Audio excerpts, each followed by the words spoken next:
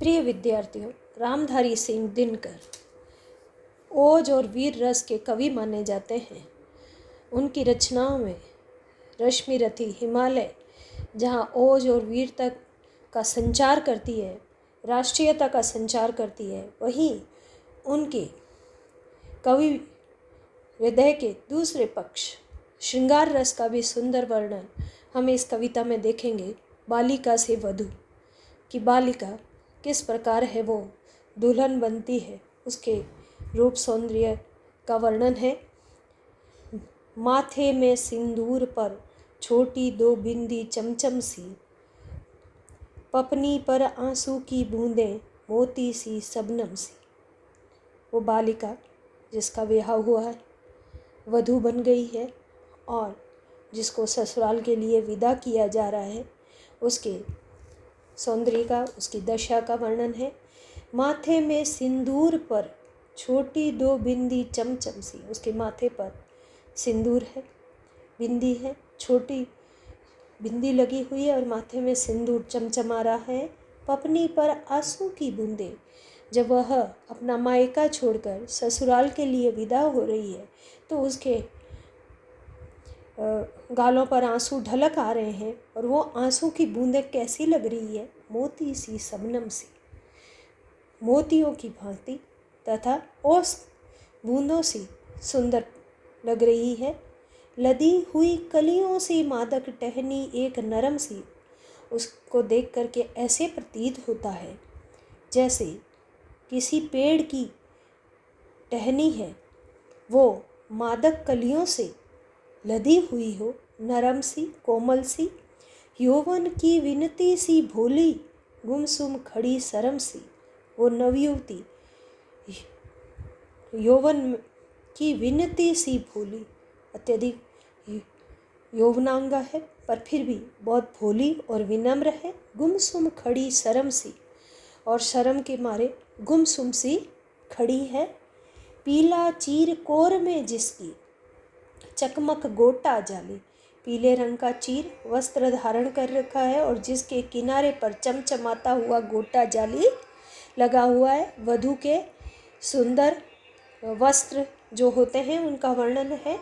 चली पिया के गांव, उम्र के 16 फूलों वाले, और वह अपने पिया के गांव के लिए चलने की तैयारी कर ली है और जिसकी उम्र 16 वर्ष, फूलों वाली, फूलों जैसी महकती सी उम्र है उसकी।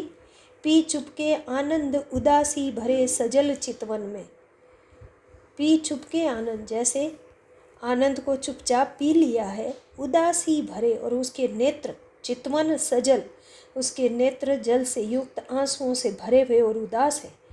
आंसू में भीगी माया चुपचाप खड़ी आंगन में, और वह कन्या चुपचाप आंसुओं से सराबोर आंगन में खड़ी है विदाई की उस वेला में। आँखों में दे आँख हेरती है उसको जब सखियाँ, हेरती यानी देखती है, जब उसकी सखियाँ आँखों में आँखें डालकर उसको देखती है। मुस्की आ जाती मुख पर और उसके चेहरे पर मुस्कान आ जाती है। हंस देती रोती अंकिया, उसकी रोने वाली अंकिया है वो अचानक हंसने लगती है, पर समेट लेती शर्मा कर बिखरी सी मुस्कान। विदाई के इस अवसर पर वह दुल्हन शर्मा करके अपनी सारी हंसी है वो समेट लेती है जो बिखर गई है मुस्कान में। मिट्टी उकसाने लगती है अपराधिनी समान, ऐसे लगता है कि उसको ये उकसा रही है, उसको अपराधिनी समान, कि उसने इस अवसर पर हंस कर के मानो कोई अपराध कर दिया हो। भीग रहा मीठी उमंग से दिल का कोना कोना, अपने प्रियतम के घर जाने के इस अवसर पर उसके हृदय का कोना कोना है, वो भविष्य की मीठी उमंगों से भीग रहा है। भीतर भीतर हंसी देख लो, बाहर बाहर रोना। एक तरफ वह अपने प्रियतम के घर जाने की खुशी है, उसके भीतर हंसी है, और बाहर बाहर रोना, और बाहर अपने मायके को छोड़कर जाने के कारण आंसू भी है। तू वो जो झुरमुट पर आई हंसती कनक कली सी, वो तो ऐसी है जो फूलों के झुरमुट पर आई हुई सुनहरी कोई कली हो। तू वो जो फूटी शराब की निर्झरणी पतली सी, निर्झरणी नदी कि ऐसे लगता है कि शराब की पतली सी एक नदियाँ हो। तू वो रचकर जिसे प्रकृति ने अपना किया सिंगार। लेखक कहता है कि तुम वो सौंदर्य हो कि जिसकी रचना करके मानो प्रकृति ने अपना स्वयं का श्रृंगार है वो पूर्ण किया है। तुम वो जो धूसर में आई सबुज रंग की धार। तुम तो वो हो जो धूल भरे में एक खिलते हुए रंगों की धारा हो। माँ की ढीठ दुलार पिता की ओ लजवंती भोली, ले जाएगी हिया की मणि को अभी पिया की डोली। माँ की ढीठ दुलार, माँ डांटती है फिर भी वह नहीं सुनती। ऐसी ढीठ माँ की दुलार पिता की, और पिता का दुलार है ओ लजवंती भोली, लाज शर्म से युक्त भोली भाली, ले जाएगी हिया की मणि को, इस हृदय की, माता पिता के हृदय की इस मणि को अभी पिया की डोली है वो लेकर चली जाएगी। कहो कौन होगी इस घर की तब शीतल उजियारी। इस घर में शीतलता लाने वाली, प्रकाश लाने वाला कौन होगा जब ये चली जाएगी। किसे देख कर हंस हंस कर फूलेगी सरसों की क्यारी। कि इस सुंदर वधू को देख कर जब उसके खेतों की सरसों की क्यारियां हैं वो भी फूलती थी, लेकिन अब किसकी हंसी को देखकर है वो धान है वो फलेगा फूलेगा। वृक्ष रीझ कर किसे करेंगे अपना पहला फल अर्पण सा।